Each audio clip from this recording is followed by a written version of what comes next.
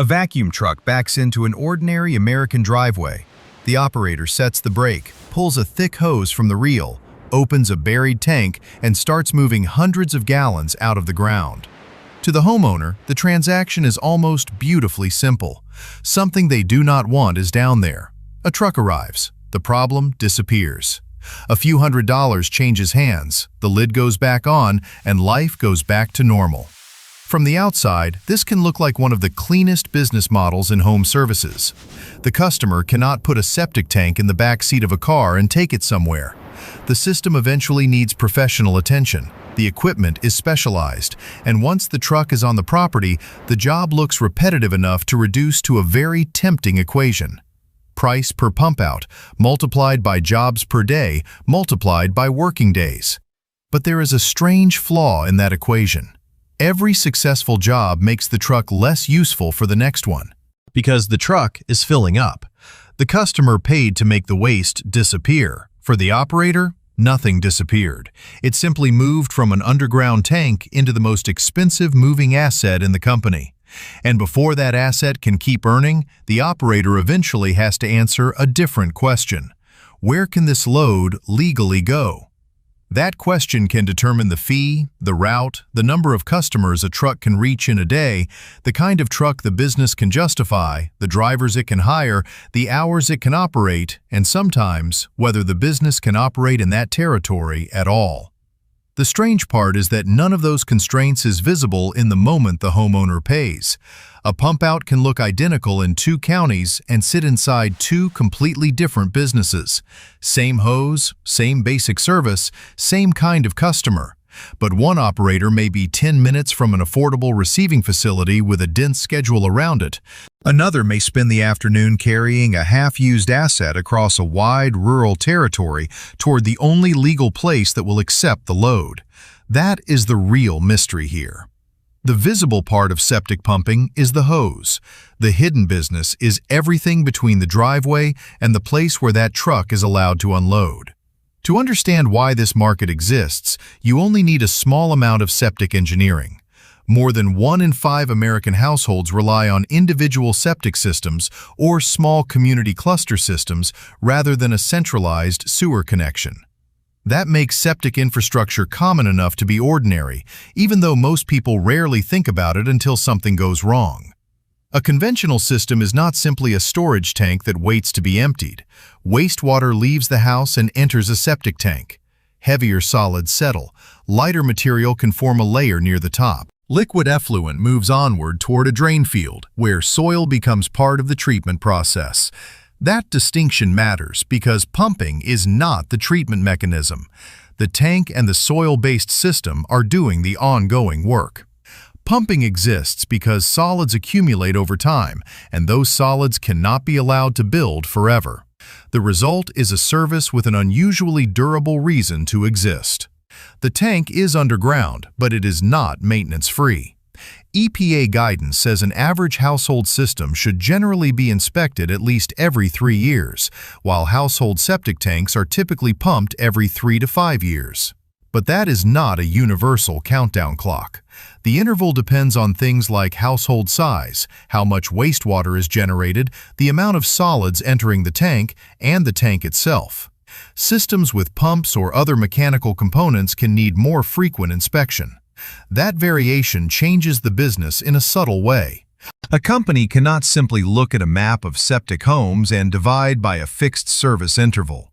One house may create a very different maintenance pattern from another. A system with more mechanical complexity may create more frequent service opportunities, while a conventional residential tank may vanish from the schedule for years after a routine pump-out. And that means the installed base is not the same thing as today's market. The installed base tells you there is a durable physical need. It does not tell you exactly which homes will call this month, which will call next year, or which will wait until there is an urgent problem. So the demand is real, but it is not perfectly standardized. That is an important distinction. A septic company is not selling a product that expires on the same date for every customer. It is serving installed infrastructure whose maintenance schedule depends on how that infrastructure is used. And the moment you look at the business that way, the first attractive feature appears. The customer may disappear for years, but the need does not disappear with them.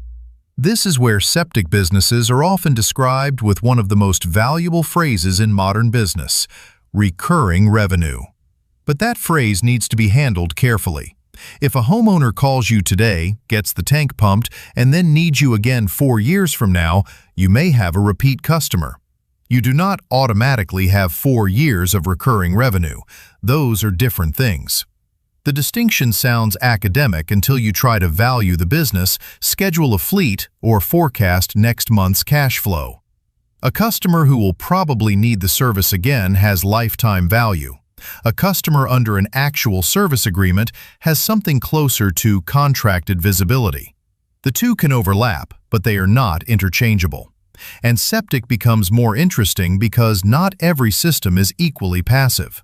EPA guidance notes that alternative systems with mechanical components generally need more frequent inspection and that service contracts are important for those systems. That creates room for genuine maintenance relationships in parts of the market.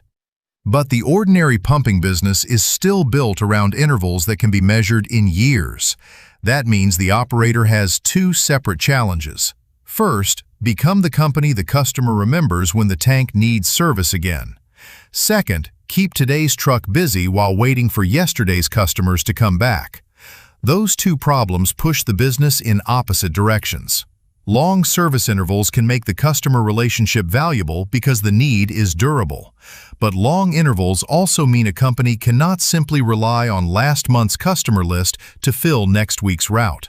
The business needs enough households in the territory, enough reputation or visibility to be remembered, and enough scheduling discipline to turn scattered calls into useful density.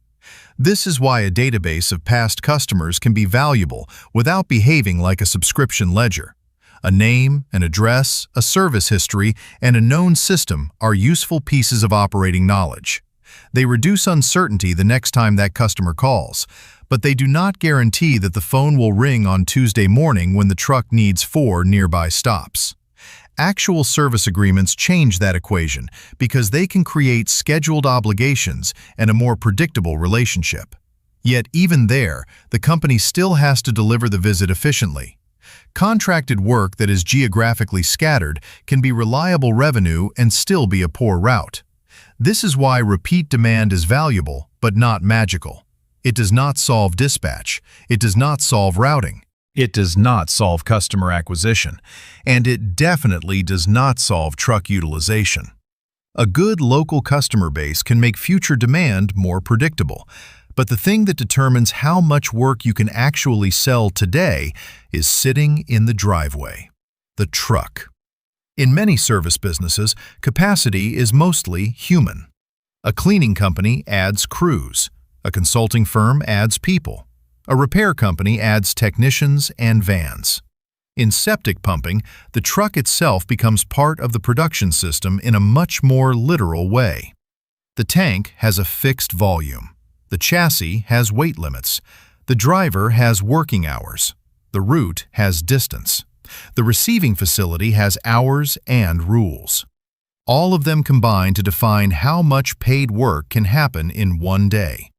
And the asset is not cheap. Current marketplace examples in 2026 show just how wide the equipment range can be. One recent listing for a used 2025 Peterbilt sewer and septic truck with a 4,000-gallon tank was asking about $186,000. Other current industry material shows that configuration, age, tank, pump, and chassis can move prices dramatically in either direction. That is why there is no honest universal number for what it costs to start a septic company. A smaller used unit is a different business decision from a newer heavy truck.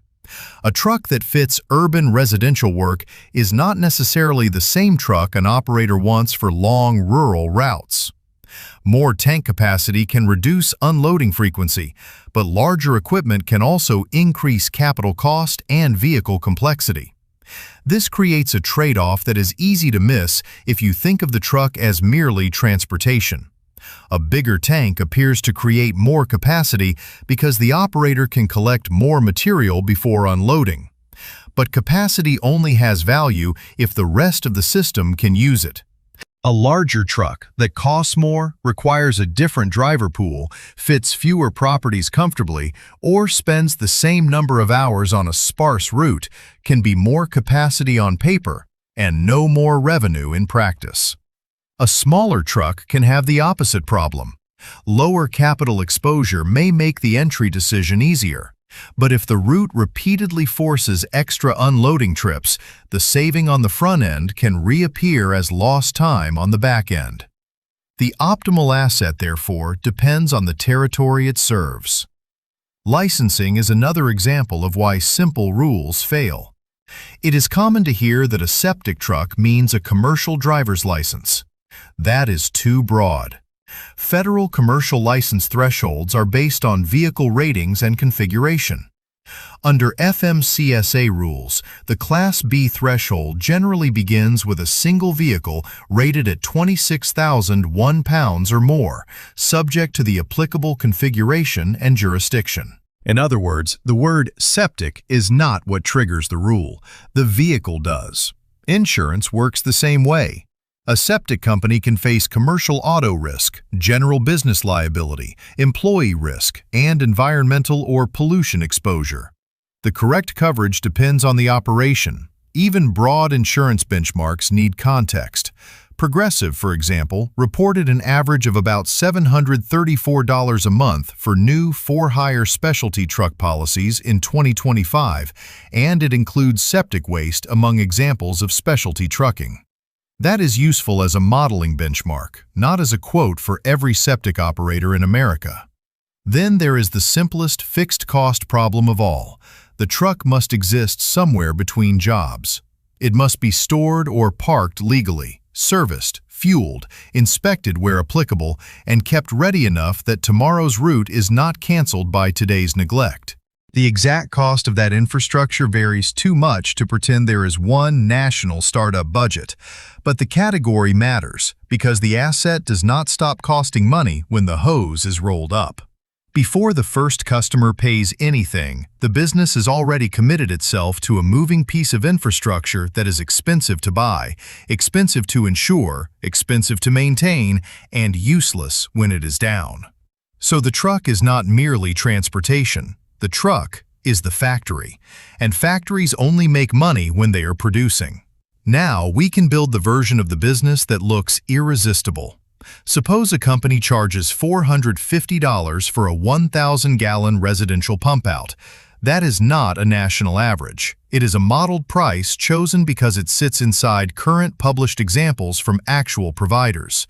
One Connecticut company publishes prices around $400 for a 1,000-gallon pump and higher prices for larger volumes. A Georgia provider publishes a lower local base range under normal conditions, so we will use $450 simply to make the mechanics visible.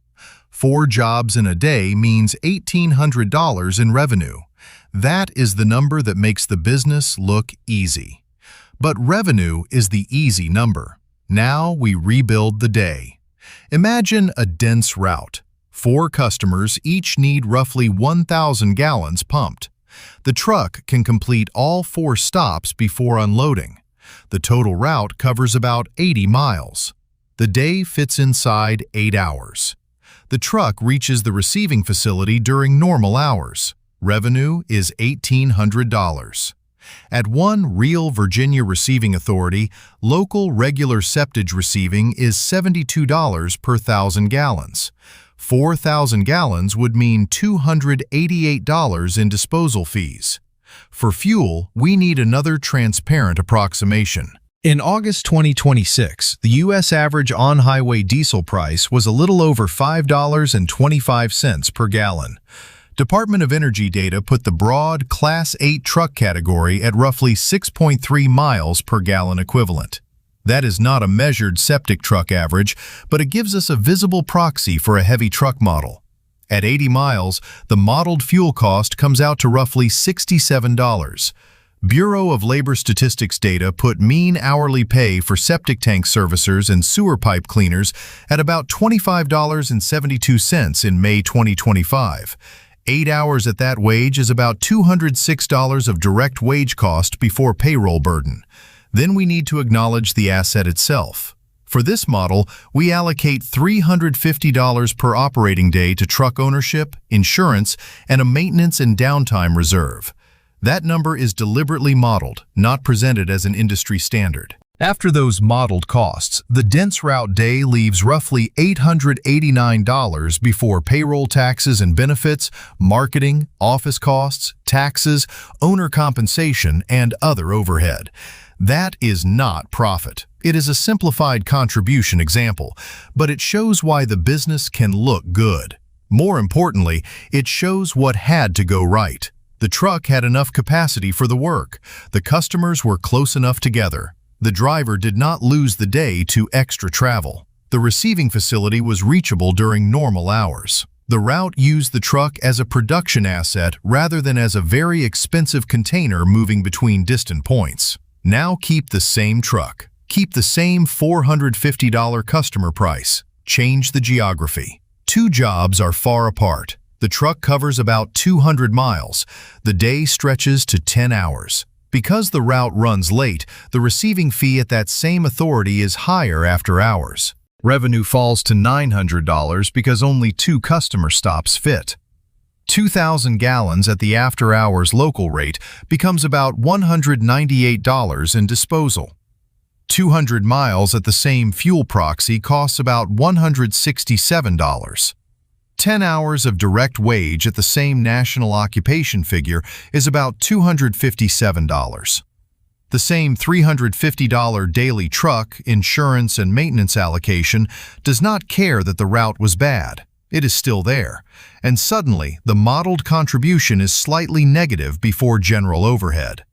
Same customer price, same truck, same basic service, completely different day. The useful comparison is not $889 versus negative $72 as if those were industry margins. They are not. The useful comparison is what changed between the 2 days. Distance changed. Stops per day changed. Labor time changed.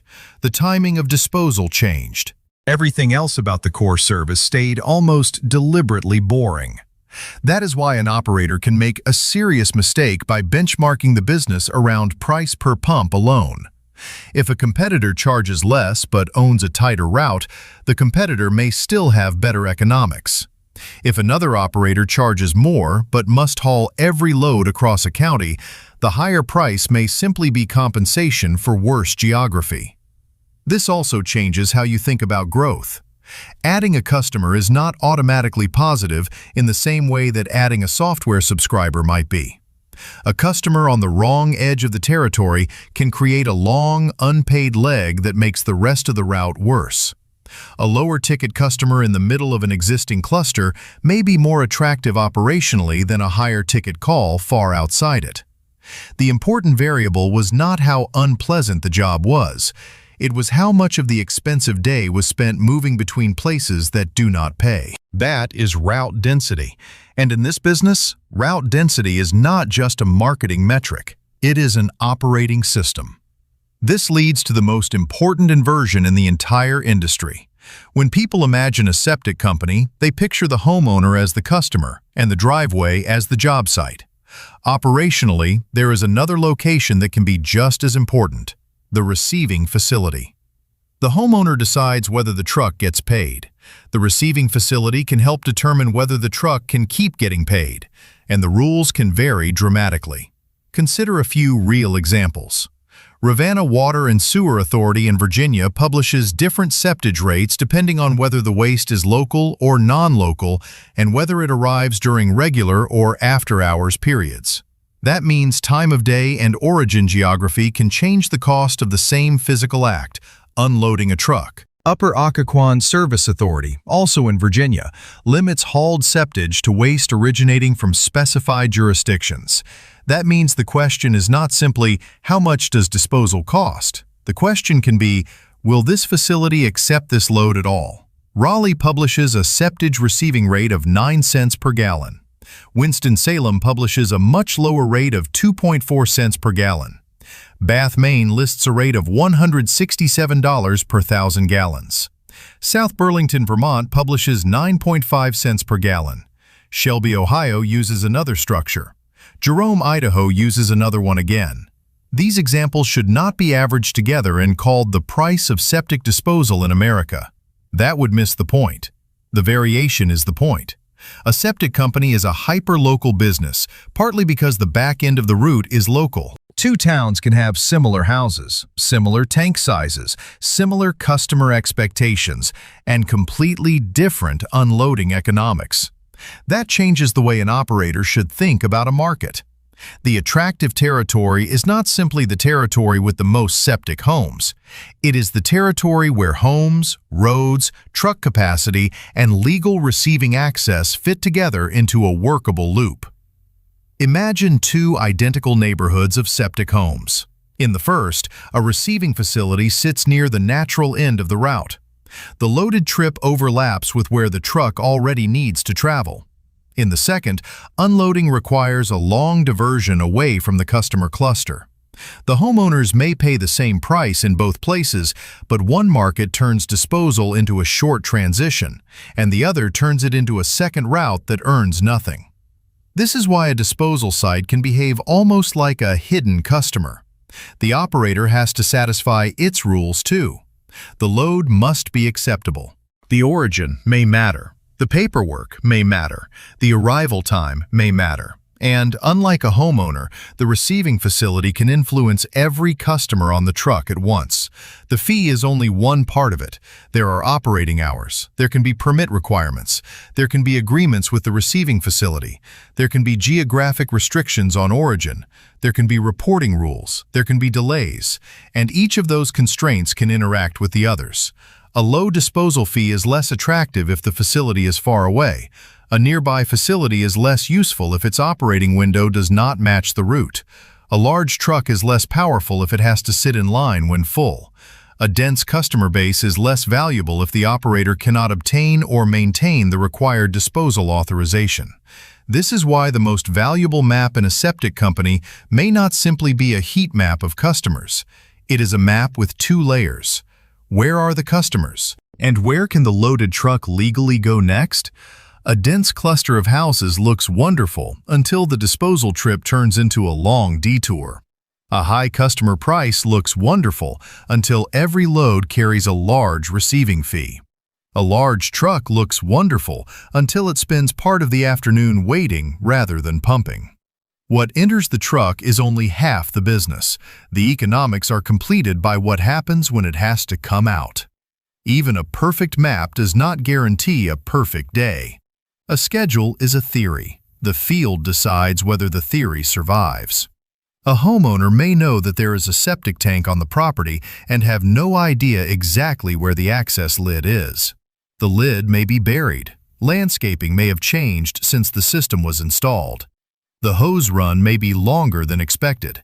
Access can be tighter than the dispatcher imagined. A driveway can make maneuvering difficult. The job can reveal a condition that needs more attention than a routine pump-out. None of those complications needs to be dramatic to damage the route. They only need to consume time. That is what makes field service economics different from spreadsheet economics.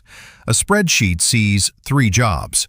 A driver sees 40 minutes here, an extra hour there, a longer hose run, a customer conversation, traffic on the disposal run, and a receiving facility that closes at a specific time.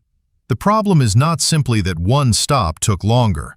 The problem is what that delay displaces. If the third job now pushes the unload past normal hours, the cost can change. If the fourth customer no longer fits, revenue disappears while most of the daily asset cost remains. If the truck comes back late, labor time increases. If the truck cannot reach the final stop, tomorrow's route begins with yesterday's promise. This is one reason experienced scheduling can become an asset of its own. The dispatcher is not merely arranging addresses in chronological order. The real job is protecting productive truck hours. A good schedule leaves room for the fact that the field is uncertain. It groups work where possible. It understands which jobs are likely to create friction. It protects the unloading window, and it avoids turning one complicated stop into a chain reaction across the rest of the day. The operator faces a similar trade-off on site. Moving faster can protect the route, but rushing a job can create its own problems. Slowing down may help diagnose an issue or explain something to the homeowner, but time spent on one stop has an opportunity cost because another customer is waiting inside the same workday. This is why the phrase "jobs per day" can be deceptive. The unit is not really a job. The unit is a job plus all the unpaid time required to make the next job possible. And once you think in those terms, regulation stops looking like a separate legal chapter. It becomes part of the route itself. There is no single, simple national septic company license that unlocks every service in every state. The rules are layered, and the layers can change the economics. Texas gives a good example. The state regulates domestic septage transport through its sludge transporter program. Registered transporters have record-keeping obligations that include trip tickets or manifests and annual reporting. Texas also separates other on-site wastewater work into different licensing categories. Installation and maintenance are not simply assumed to be the same competency as pumping. Washington offers another example. State guidance explains that septic pumpers transport septage to approved treatment facilities and are approved through local health jurisdictions. It also distinguishes pumping from a full system inspection. North Carolina goes further in a way that is especially revealing for the business model. Firms that pump, transport, store, treat, or dispose of septage need the relevant state permit, and the application process requires disposal authorization from the locations the firm plans to use. Think about what that means economically. Before the truck can become productive, the business may need to establish where the load is allowed to go. The disposal relationship is not just a vendor line item after the company is built. In some places, it is part of the permission structure that allows the company to operate. That changes the traditional idea of a local service startup. In many trades, an entrepreneur can think first about getting the customer and then build the back office around the demand. In septic pumping, the back end can be a prerequisite to the front end. A full schedule is useless if there is no compliant place to take the material collected from it. And as the company adds services, the regulatory map can branch. The permission to transport septage does not automatically mean the permission or qualification to inspect every system, maintain every component, or install a new one. A business that looks vertically integrated from the customer's perspective may actually be managing several different regulatory competencies behind the scenes. Fort Worth provides a local example of the same principle. Regulated liquid waste is tracked with manifests, and transporters that want to use the designated septage receiving facility must enter into an agreement. Improper disposal can lead to penalties and permit consequences. Land application is not an escape from regulation either. Federal rules under Part 503 govern domestic septage when it is applied to certain non-public contact sites, and state or local rules can add further requirements.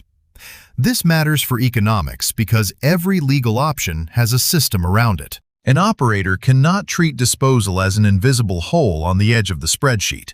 There may be documentation, authorization, land requirements, facility rules, sampling, or other compliance obligations depending on the path and jurisdiction. The exact rules vary, but the business principle does not. The waste has to move through a lawful chain. That is why illegal dumping belongs in this story only as a short economic warning, not as a sensational subplot. There is an obvious temptation in any business where legal disposal costs money. Avoid the cost. But the consequences are real. In one documented federal case, the former owner of a South Carolina waste company was sentenced in 2016 to 18 months in prison and fined $10,000 for Clean Water Act violations involving unauthorized dumping. The government also said his hauling records omitted more than 85% of the company's septic handling activity. The lesson is not that septic pumping is a criminal business. The lesson is the opposite.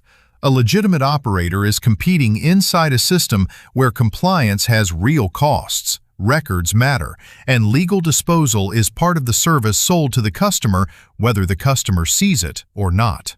The homeowner pays for the tank to be emptied. The operator is being paid to move that material through a chain of legally acceptable places.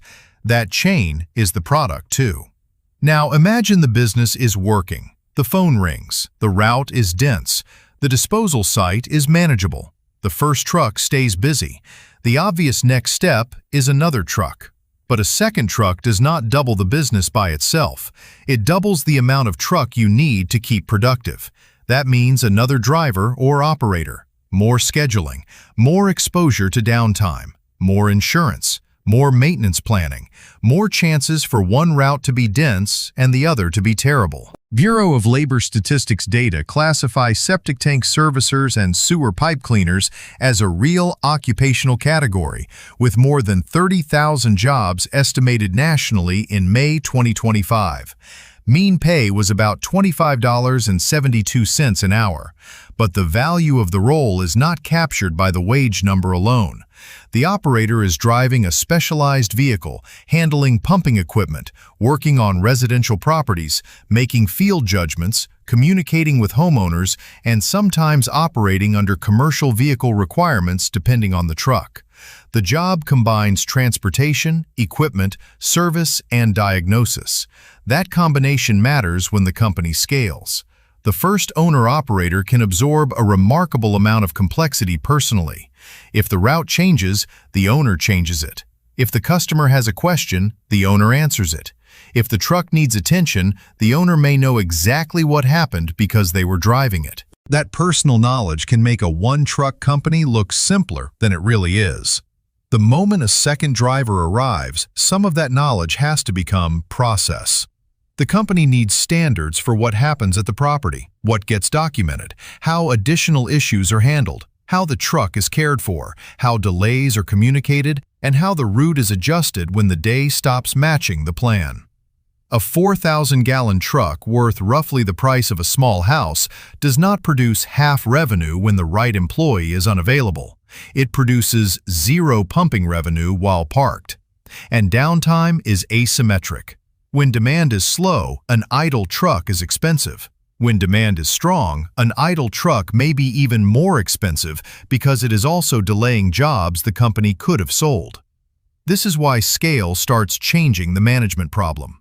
At one truck, the owner can be the driver, dispatcher, salesperson, and mechanic by improvisation. At several trucks, improvisation becomes a system. The company is no longer asking, can we get enough calls? It is asking, can we keep multiple expensive pieces of equipment, multiple people, and multiple routes synchronized around the same disposal network? There is another way to grow besides adding more miles. Make the relationship with each customer more valuable. This is where a pump-only septic company can start becoming something broader. A pumping visit can reveal a system that needs inspection. Some systems have mechanical components that require more frequent attention. There may be maintenance work. There may be repairs. In some jurisdictions, different services require different licenses, approvals, or competencies. That makes the customer relationship potentially deeper than one hose visit every few years. But the economics need honest language. A customer who is likely to call again is not the same thing as a contracted customer. A company can create real recurring revenue through actual service agreements where those agreements make sense. EPA guidance specifically notes the importance of service contracts for alternative systems with mechanical parts. That is a much stronger basis for recurring service than simply taking a homeowner who pumps every few years and calling them a subscription customer. And there are operational benefits when legitimate agreements exist. The company can know more about the installed system. It can have a service history. It may have better visibility into when the next visit should happen. It can schedule work rather than waiting for every call to arrive as a surprise. That information can be economically useful even before it creates another invoice. A company that already knows where the system is, what kind of equipment is installed, and what happened on the last visit may be able to approach the next call with less uncertainty. The relationship turns an anonymous address into a known piece of infrastructure. The service stack can also improve the logic of customer acquisition. Winning a new pumping customer is more attractive if that relationship can later include legitimate inspection, maintenance, or repair work where the company is qualified to provide it. But that does not mean every pump-out should become an aggressive sales event. The advantage comes from being able to solve more of the customer's real wastewater problems when those problems appear. The relationship can also change customer acquisition economics in a way that is intuitive even without pretending there is one national number. Keeping a known customer is different from earning trust from a stranger who finds 5 septic companies in a search result. But every new service layer has a cost. Inspection is not the same job as pumping. Maintenance on a system with mechanical components is not the same job as driving a vacuum truck. Repair may require diagnostic skill. Installation changes the capital and regulatory problem again. The back office changes too. A route of similar pump-outs can be scheduled around truck capacity.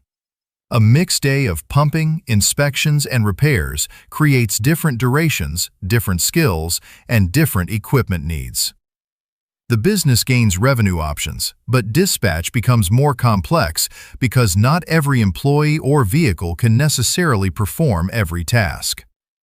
So the service stack creates a second, strange margins paradox. The company can become more valuable by doing more for the same customer. But the moment it does more, it stops being the simple business that looked so attractive in the first place. More revenue does not arrive alone. It brings more capability with it. Installation is where that change becomes impossible to ignore. A pumping company is fundamentally a route business. The truck moves from installed system to installed system, removes material, and takes that material somewhere legal. Installation is a project business. Now the company is dealing with the physical site itself. The soil matters. The location matters. The layout matters. Excavation matters. Design and permitting can matter. Inspection can matter. The type of system matters. The company may need excavation equipment in addition to pump trucks. It may need people who understand site work rather than only pumping operations. Different licensing categories may apply, as the Texas system clearly demonstrates. This is why it is dangerous to hear that installation jobs can carry much larger tickets and conclude that installation is simply better pumping. A higher invoice is not free margin. A larger project can mean more equipment, more labor, more working capital, more scheduling risk, more permits, more technical responsibility, and more ways for the project to run differently from the estimate. The rhythm is different too. Pumping can be a sequence of short service events. Installation ties people and equipment to one property for a longer period. A delay on one project can shift labor and equipment that were supposed to move somewhere else. A permitting or inspection step can become part of the schedule. The company begins carrying project risk rather than only route risk. The physical system also explains why expertise matters. A septic tank is only one part of the treatment chain. Effluent has to move onward to a soil treatment area or another approved configuration. Building that system is fundamentally different from emptying the solids that accumulate inside an existing tank. So when a septic company moves from pumping into installation, it is not merely adding another item to the menu. It is adding a different operating model. That can make the company broader. It can make the customer relationship deeper. It can create more reasons for one household to stay with the same provider over time. But it also means the back office, licensing, equipment, and workforce all have to evolve. The owner now has to decide whether the company should truly build those capabilities, subcontract some work where appropriate, or remain focused on the route business it already understands. Each choice creates a different company. The business stops looking like a truck route. It starts looking like a wastewater services company. At this point, the business can begin to develop something investors love to call a moat. But the moat is more complicated than the usual explanation that nobody wants to do the work. The real defensibility can come from local operating knowledge, knowing the territory, knowing where the systems are, building route density, having a trained workforce, maintaining the right licenses, having relationships with customers, and, critically, having dependable legal disposal access. That last advantage can be powerful precisely because it is not always easy to reproduce. North Carolina requires disposal authorization as part of the permitting process for septage firms. Upper Occoquan restricts accepted hauled septage by origin area. Other facilities publish their own hours, fees, and conditions. A competitor cannot always buy a truck on Monday and recreate the entire operating map by Friday. The incumbent may know which neighborhoods produce the most efficient routes, which receiving options work for which loads, which customers belong together on the same day, which employees carry critical qualifications, and how local rules actually affect scheduling. None of those advantages is glamorous, but together they can make the business harder to copy than the visible equipment suggests. But the exact thing that makes the local business defensible can also make it fragile.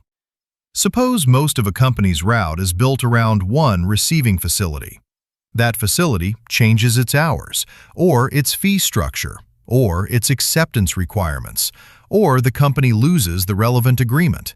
The customers did not move, the truck did not break, the service price did not change, and yet the route economics can deteriorate immediately because every loaded mile now points somewhere else. That is concentration risk in a form most customers never see. It can also change the value of additional growth. A second territory may look attractive because it contains more septic systems, but if it lies on the wrong side of the disposal network, expansion can reduce route quality. A company may grow revenue and simultaneously weaken the efficiency that made the original operation attractive. The same logic applies to regulation. A company that becomes excellent inside one county or one state may be operating inside rules that do not transfer neatly to the next market. That complicates geographic expansion. And it explains why vertical integration can become tempting. If disposal fees and access are such important constraints, an operator may eventually wonder whether it can control more of the back end itself through storage, transfer, land application, or treatment where legally permitted. But that question should not be mistaken for an obvious growth plan. Federal land application rules already show that disposal has its own compliance structure. Treatment or other infrastructure can require land, capital, permits, environmental management, and community acceptance. Owning more of the chain can reduce dependence on someone else. It can also make the company responsible for a much larger part of the chain. That is the recurring pattern of this business. Every time the operator removes a bottleneck, the company inherits the system that used to sit on the other side of it. Own more trucks, and you inherit fleet management. Add more services, and you inherit more skills and licenses. Control more disposal infrastructure, and you inherit more environmental and capital responsibility. Vertical integration removes one constraint by creating several new ones. That is very different from simply buying another truck. There is one more constraint that sounds obvious until you look at it closely. None of this matters if the phone does not ring. A vacuum truck can be perfectly maintained, fully permitted, and parked 10 minutes from a low-cost receiving facility. Without customer calls, it is still parked. Local service businesses live on some combination of reputation, referrals, search visibility, relationships, and simple availability. The exact acquisition mix varies by market, and there is no useful national cost per lead number that explains every septic company. What matters is that demand has geography too. A call 45 miles away is not worth the same thing operationally as a call 5 miles from 2 customers already on tomorrow's route. This is why more leads do not automatically mean a better business. A company can grow top-line demand while making its route worse. If the dispatcher accepts every job across a huge territory, the schedule fills up on paper and the truck spends the day connecting distant dots. If the company can concentrate customers, the opposite happens. One call can make the next call cheaper to serve because the truck is already nearby. That is the network effect of a very physical business. Not a digital network where every new user makes the software more valuable. A geographic network where every nearby customer makes the route more productive. This means marketing and operations cannot really be separated. If advertising produces calls from places the fleet cannot serve efficiently, the marketing department can hit its lead target while the operation gets worse. If the company builds strong visibility inside a compact territory, the same advertising dollar may create customers that reinforce each other's routes. The company, therefore, has a reason to care not only about how many calls arrive, but where they arrive from. Service radius is not just a line drawn around the office. It is an economic decision about which unpaid miles the company is willing to absorb in exchange for the next paying stop. This is also why a strong local brand can have economic value beyond the ability to charge more. If reputation brings in enough calls inside the right territory, the company can be selective about how it builds the day. The best lead is not always the highest ticket lead. Sometimes it is the lead that fits between two other jobs and keeps the truck moving in the right direction. Now take all of those invisible variables and compress them into one business for sale listing. A current broker listing for a septic pump and tank company in Parker County, Texas, asks $2.1 million. The listing states gross revenue of about $1.32 million and owner cash flow of $595,000. It says the company has multiple revenue streams, including pump truck operations, installations, inspections, and long-term maintenance contracts. Those are unusually attractive headline numbers. They are also seller and broker claims. That distinction matters more than the arithmetic. At the asking price, $2.1 million divided by $595,000 is roughly 3.5 times stated owner cash flow. It would be easy to take that ratio and call it the market multiple for septic companies. We cannot do that. One listing is not a market, and seller-reported cash flow is not automatically passive investment return. The better question is what a buyer would have to verify before believing the headline. Start with the revenue mix. How much of the revenue is truly repeatable? How much comes from pumping, how much from installation, and how much from actual maintenance contracts? Those categories may all appear under the same company name, but they behave differently. Pumping depends heavily on route efficiency. Installation can be lumpy project work. Maintenance agreements may have more scheduling visibility. A buyer who treats all $3 as identical can misunderstand both the stability and the operational demands of the company. Then, look at the owner. Does the owner personally drive a truck? Does the owner diagnose systems? Does the owner handle estimates, customer relationships, or scheduling? If the owner leaves, what salary would be required to replace that labor? This is where owner cash flow can become misleading. A small service business can show a large amount of discretionary cash, partly because the owner is doing several jobs that a larger company would put on payroll. The buyer is not only replacing capital. The buyer may be replacing a person who functions as driver, manager, salesperson, technical expert, and relationship holder at the same time. Then look at the trucks. How old are they? What condition are the tanks, pumps, and chassis in? When does the next major capital expenditure arrive? If a modern 4,000-gallon vacuum truck can sit in the $180,000 class, fleet condition is not a footnote. It can reshape cash flow quickly. A company can appear to generate extraordinary owner cash flow in a year when the fleet requires little replacement. If a major truck replacement arrives soon after closing, some of that apparent cash generation was really deferred capital need. Then look at disposal. Which receiving facilities does the company use? Are there agreements or authorizations that matter? How far are the routes from unloading? What happens if one receiving option changes its terms? This is one of the rare businesses where due diligence on geography can be as important as due diligence on customers. A buyer needs to understand not only where revenue originates, but where every full truck has to go afterward. Then look at licenses. Are critical permissions attached to employees who plan to leave? Does expansion into the next county or service line require qualifications the buyer does not yet have? Then look at the customer base. A list of homeowners who may need pumping again someday is valuable. A documented maintenance agreement is different. The buyer needs to know which one they are actually purchasing.